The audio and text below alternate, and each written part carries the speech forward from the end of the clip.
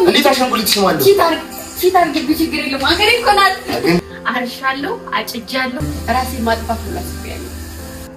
ያለ ሽንኩርት ሽሮ እንዴት መስራት እንደሚቻል በጥበብ በባህል ወደ ስፔት ይልኩኝ ማለት ነው። ተመርቅ ያለው በነገራችን እንግዲህ ግምጄ እንደሰማችሁት 29 ዓመቷ ነው።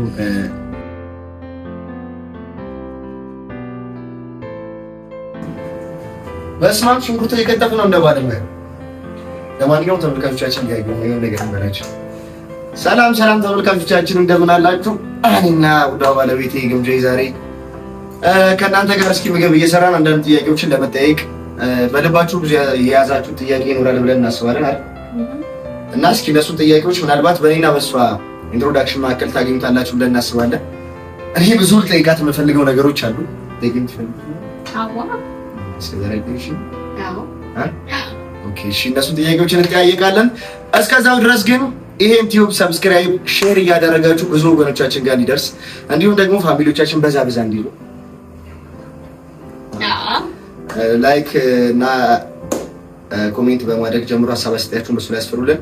ሰብስክራይብ ይደረግ። አረ በመድኃኒዓለም ለከሽኝ እኮ በሞት ተጠያቂ እሷ ነች።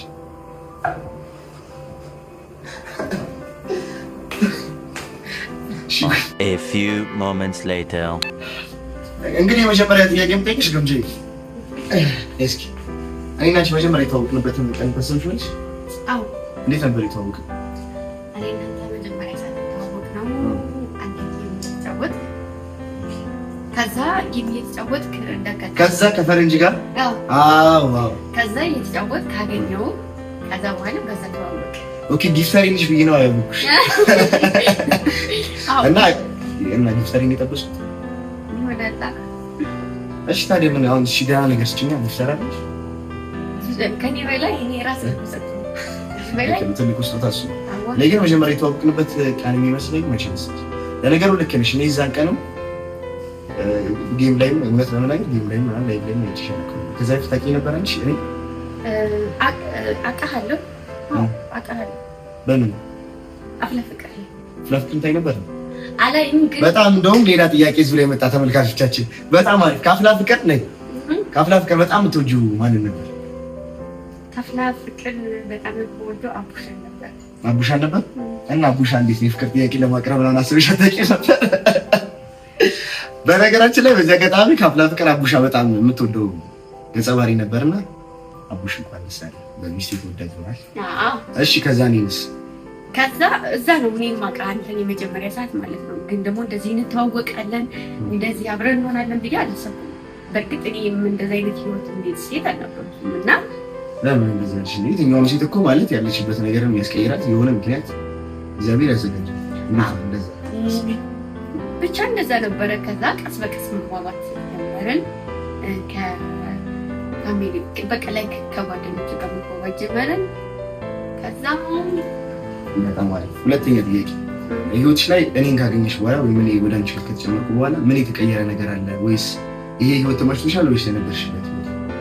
ብዙ ነገሮች ተቀይረዋል። ለምሳሌ አመለካከቴ፣ ደግሞ አለባበሴ፣ እንዲሁም ደግሞ ብዙ ነገሮች ተቀይረዋል። ለዚህ ህይወት ሲባል ማለት ነው። አሁን ያለሽበትን ህይወት ወድሽው? አዎ። እሺ ሁለተኛ ጥያቄ ከተመልካቾች የመጣም ጥያቄ ጭምር ነው። ግምጄ ስንት ዓመት ነው? ግምጃዬ 19 ዓመቷ ነው። አሁን ሚያዝያ 3 ሲመጣ 19 ዓመቷን ትሞላለች። ድፍን በርካታ ይሳለች። 19 ዓመት ሴት ልጅ ደግሞ እንደምካስ አመንኩሽ።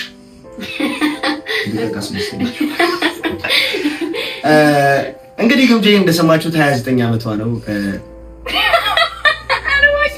ልክ በዚህ አጋጣሚ ተመልካቾቻችን ከካሜራ ጀርባ ሆኖ ካሜራችንን በመያዝ እንዲሁም ደግሞ ጥያቄዎችን ኮንተንቶችን በመፍጠር እያገዘን ያለው ወንድማችን ዳን ይባላል።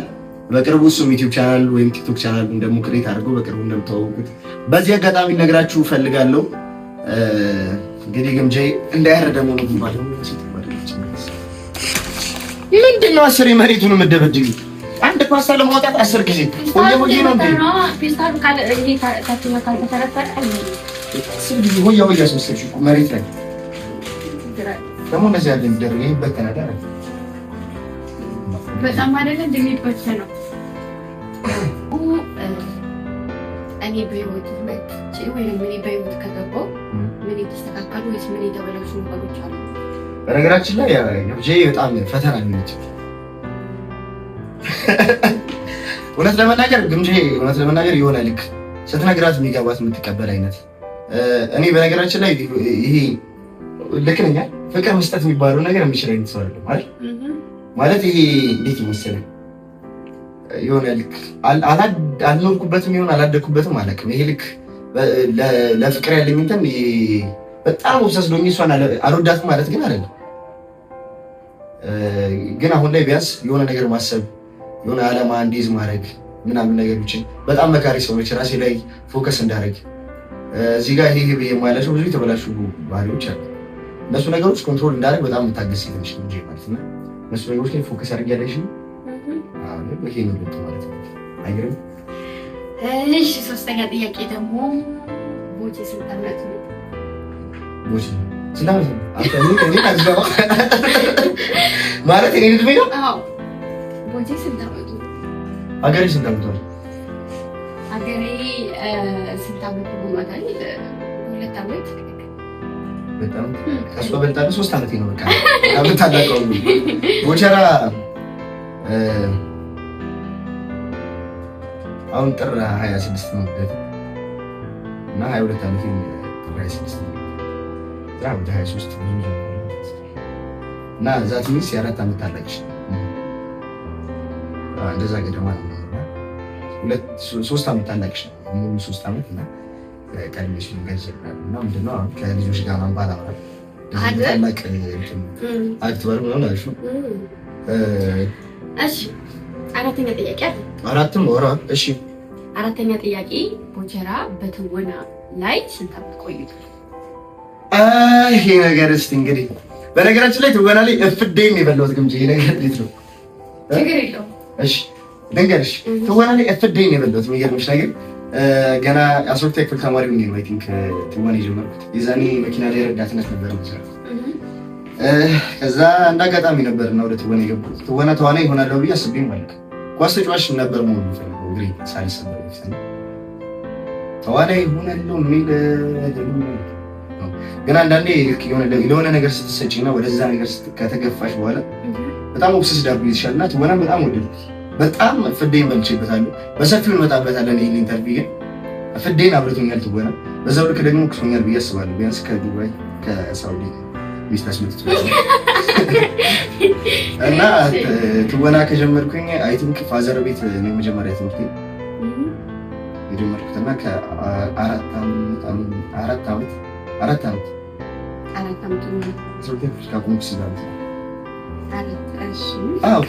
ዓመት ትልቅ ሰው ግን በትክክል ትወና ከጀመርኩኝ ዓመት መስራት ትወና ስማር ምናምን የቆየሁት በዛ ሂደት ውስጥ እንዲሁም ኢቲቪ በትወና ተወዳዳሪ ነበርኩ፣ አሸናፊ ነበር። ከዛ በኋላ ግን ትወና ላይ እየሰራሁ ነበር እንዲሁ ከካሜራ ጀርባ ምንም እዚህ ሚዛም እየተራወጥኩ እንጂ ትወና ብዬ ግን ከጀመርኩ እድሜ በዚህ አጋጣሚ ለአፍላ ፍቅር ፕሮዲሰሮች እንዲሁም ለአፍላ ፍቅር ክሩ አባላት ለምስክር ፍስሐ ጽዮን ለትዕግስቱ ፍስሐ እንዲሁም ደግሞ ለሽመልስ እንዳሻው በጣም ወደው ማከብረው ለአፍላ ፍቅር ፕሮዲሰር አሸናፊ እግዚአብሔር ይስጣቸው ይችላል ብሎ ይሄ ልጅ አቅም አለው ምናምን ብሎ ስለ ቲክቶክ ምንም አላውቅም ነበር። በነገራችን ላይ ቲክቶክ እንዴት እንደሚሰራ ራሱ አላውቅም ነበር። ወደ ትወና ከገባሁ በኋላ እዛ ያሉት ልጆች በጣም ፍሬንድ ሆነን በጣም መጥቶ ልጆች ናቸው እንዳይሻቸው ሁሉንም ከዛ በፊት አላውቃቸውም አያውቁም። ግን ተገናኝተን በጣም ጓደኛ ማቾች ሆነን ከሚኪ ጋር ጓደኛ ሆኜ ጨርቁስ እሱ ጋር 6 ወር አካባቢ ተቀምጫለሁ አንድ ላይ አንድ አልጋ ላይ ያን ነገር በጣም እንደላመደው ቲክቶክ ላይም ያለኝ ነገር አክቲቭ ሆኖ አሁን ላይ ቲክቶክ ላይ ከአንድ ሁለት ኦሬዲ 2 ሚሊዮን ፎሎወር አለኝ። እንዲሁም ደግሞ የኔ መሰለ ህዝብ ፍቅርና ዝና አለኝና እግዚአብሔር ይመስገን። እሺ የመጨረሻና አንቺ ፈላ እንመለሳለን። ሰብስክራይብ እያደረጋችሁ ደባንሰክ ማታገኝ ምን መቼ ቃል አንቺን ተበተስታ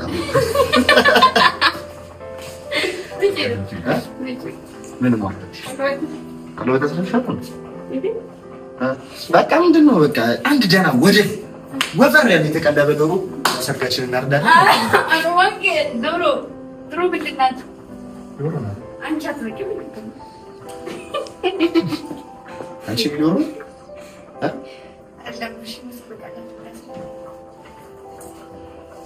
ጨምራች ሶስት አለሽ እንደውም አንዱ ነው ለለሰብ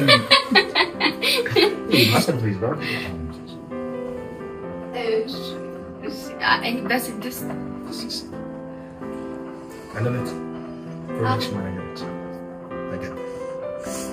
አሁን መጠየቅ የምትፈልጉት ጥያቄ ካለ እዚሁ አጋጣሚ መቀጠል ትችላለሽ። ጥያቄ መጠየቅ የምፈልገው ወደፊት ያለ ነገር ነው እና ወደፊት ምን አስበዋል? በነገራችን ላይ ጋይስ በዚህ አጋጣሚ የሚገርም ጥያቄ ጠይቅሽኝ እንጂ ተመሳሳይ ጥያቄ ናችሁ የምጠይቅሽ።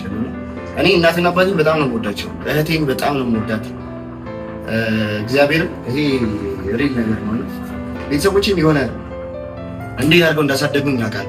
ብዙዎቻችሁ ደግሞ የኢቲቪ ሰላም ዶክመንተሪ ካያችሁ አስተዳደጌን ታውቃላችሁና እህቴ በጣም ብዙ ሳክሪፋይ ከፍላለች ለኔ መለወጥ ለኔ መማር። እግዚአብሔር በዚህ አጋጣሚ የማዳም ቅመሞችን ነፍሴ ናቸው የምለው ለዚህ ነው። በጣም የምወዳበት ምክንያት እህቴ የማዳም ቅመም ሆና እየሰራች ነው ያስተማረችኝ። ለእሷ ምንም ነገር ሳትይዝ ማለት ነው። በጣም ብዙ ነገር አድርጊያታለሁ። በቃ የሆነ ልክ ያልሆነ ህይወት መስመር ነበር እና እሷ ለኔ ማድረግ አይታክታትም፣ እኔ ደግሞ ማባከን አይሰለችኝም ነበርና እህቴን በጣም መካስ ፈልጋለሁ። በዚህ አጋጣሚ በጣም ማውራት ብቻ እንዳይሆንብኝ በተግባር ማሳየት ፈልጋለሁ።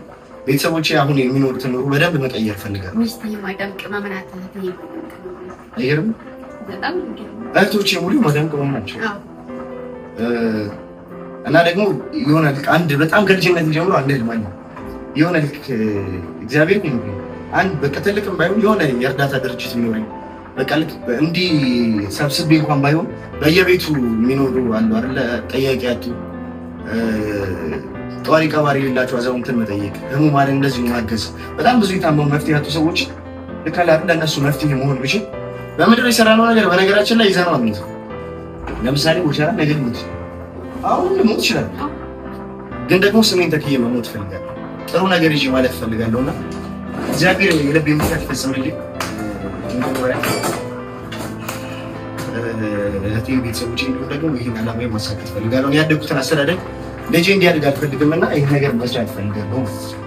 ወደ አንቺ ደግሞ እናዞሮ ጥያቄ ሆነ እኔ ደግሞ እስኪ ላብስ ደግሞ ወደ ካሜራው ነሽ እኔ ምን የገዛሁት ነው አይደለም እኔ የገዛሁት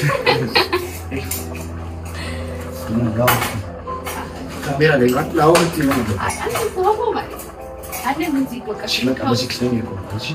እኔ የገዛሁት ሹካ የእሱ አይደለም።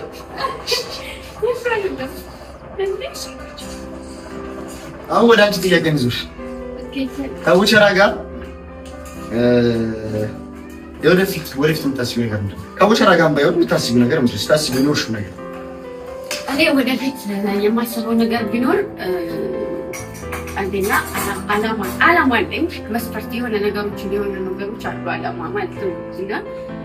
እዚህ ቦታ ላይ ደርሳለሁ ብዬ በእርግጥ አስቤ አላውቅም። እውነቱን ለመናገር እውነት የምሬ ነው። ከማዳም ቅመም ወጥቼ እዚህ ቦታ ላይ ደርሳለሁ ነገ በቃ እኖራለሁ ብዬ ማሰብ ሰው አልነበርኩም። ነገን በጣም መኖር የምፈልግ እና አላማ አለኝ። ግን እሱ ሲሳካልኝ ነው መናገር እኮ ለማሳካት አሁን ላይ ምን እያደረግሽ ነው ያለሽው? እና ግምጄ ደግሞ ልክ ማሳካት የምትፈልገው አለ ማለት ነው። ማሳካት የምፈልገው ማለት ነው እሱ መናገር ለምን ሲሆን ነው ላይሆንም ስለሚችል። እሺ እዚህ ላይ አንድ ጥያቄ ልጠይቅሽ። የማዳም ቅመምነት ህይወት እንዴት ነው? ለምሳሌ በጣም ብዙ እህቶቻችን አሉ አይደል? በጣም ነው የምንወዳቸው። ሁሌ በነገራችን ላይ ካፋችን ጠፍታችሁ አታውቁም። በዚህ አጋጣሚ እንወዳችኋለን በጣም። ያለ እናንተ ማንም የለንም ታውቃላችሁ ጭምር። የማዳም ቅመም ሆኖ የመኖር ህይወት እንዴት ነው? የማዳም ቅመም ሆኖ መኖር ማለት አንዳንዴ መፈተን ነው።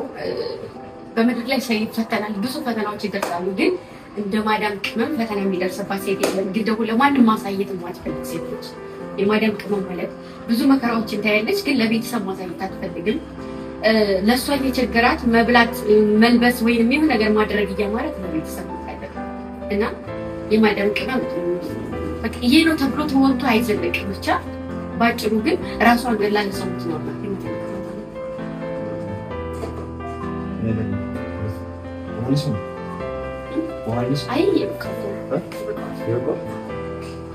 የሚገርማችሁ ነገር ብዙ ሰዎች ጠይቁኝ ነበር አይደል? ዱባይ የሄድከው ለምንድን ነው ምናምን ጥያቄዎች ነበሩና እህቴ ያለችው ዱባይ ነው። እግዚአብሔር ነው ብላችሁ 95% ዱባይ የሄድኩበት ምክንያት እህቴን ለማግኘት ነው። አጋጣሚ ሆኖ ደግሞ እግዚአብሔር የተመሰገነ ይሁን ነጋዴውን የመሰሉ እንደሞ ይሰጡኝ ነበርና እህቴን ሄጄ አይቻታለሁ። በደንብ እህቴን ቀርቤ ማለት ነው አግኝቻታለሁ። ደስ ብሎኝ ሄጄ ግን እያለቀስኩ ነበር የተመለስኩት። በጣም በረሃ ላይ ነው ያለችው እህቴ ምናምን የሆነ ልክ በጣም የሚደብር ቢባልም ባይሆን ግን የምመኝላት አይነት ኑሮ አልነበረም የምትኖረውና እግዚአብሔርን በጣም በዚህ አጋጣሚ የማዳም ቅመሞች ክብር ይገባቸዋል።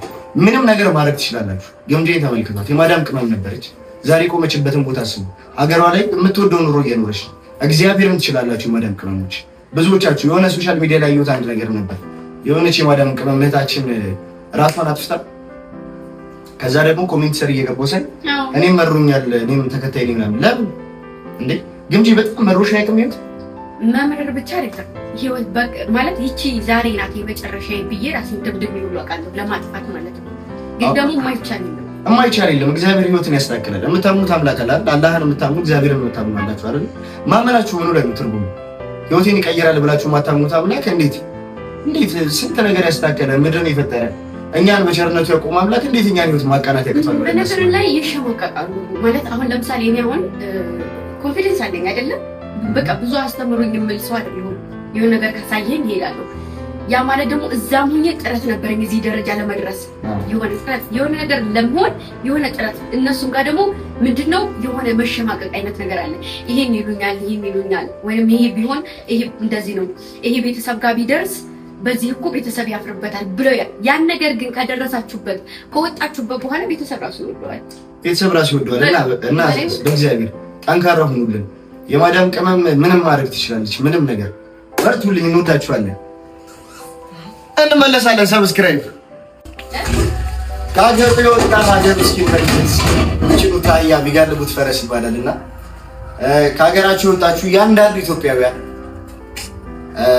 የማዳም ቅመሞችንም ጨምሮ ማለት ነው። የማዳም ቅመም ነው እንጂ ኖ ማለት ከኢትዮጵያ የወጣሁ እግዚአብሔር በተለያየ ሀገር እንደምትኖሩ ሁሉ እግዚአብሔር ያሳባችሁን ይሙላላችሁ። ሀገራችሁ ላይ መጣችሁ በተለያየ ሀገር የሚኖሩና የማዳም ቅመም አንድ አይደለም። የማዳም ቅመም በተለያየ ሀገር በህጋዊ ወይንም ደግሞ ራሳቸውን ችለው የሚኖሩ ሰዎች አሉ።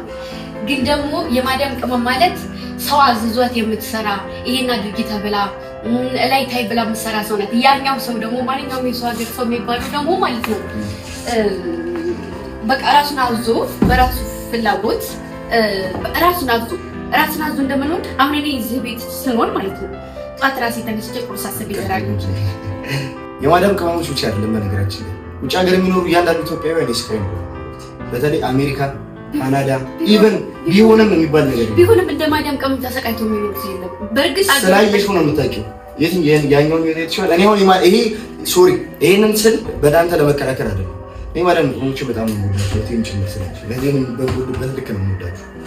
እግዚአብሔርን አሜሪካ ካናዳ በተለያየ ዓለም ሀገራት ላይ አውስትራሊያ ስዊዘርላንድ ምናምን ሊሆን ይችላል የምትኖሩ በደንብ ስለማ ጓደኞችም ጨምር ብዙ ስላሉ ማለት ነው የሚኖሩት ኖሮ ለኛ በጣም በቃ የድሎት ኖሮ ነው ይመስለናል። እና የሚያገኙትን ገንዘብ በእኛ ሀገር ስለምንመነዝረው በዶላር ሰርቶ በዶላር እንደሚወጡ አናስብምና የሆነ ነገር እንዲያደርጉልን በጣም ኤክስፔክት እናደርጋለን። የምትኖሩትን ኑሮ አውቃለሁ በጣም የስቃይ ኑሮ ትኖራላችሁ። ዩሮፕም አሜሪካም ጭምር ያላችሁ ካናዳ ጭምር ያላችሁ እና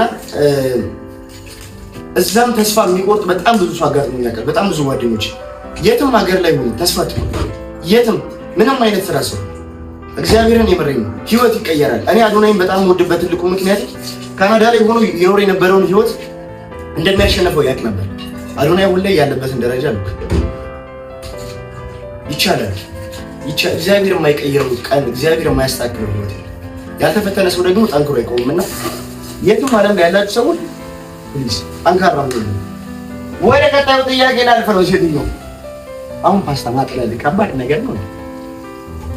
ፓስታ ወስጥ ተለል እንኳን እንደመስወር ነው ቆጣው በስ